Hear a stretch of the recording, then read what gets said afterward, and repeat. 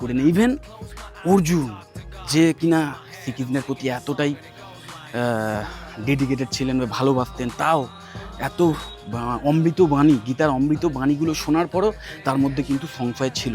এবং স্বয়ং ভগবান যখন দর্শন দিয়ে দেখালেন যে না দেখো, আমি সব সর্বে সর্বা, আমার ইচ্ছেতেই তুমি এটা করছো, সুতরাং করো। ওকে, তো তখন কিন্তু তিনি যুদ্ধে আলটিমেটলি দ্বিধাহীনভাবে যুদ্ধে এগিয়ে গেলেন।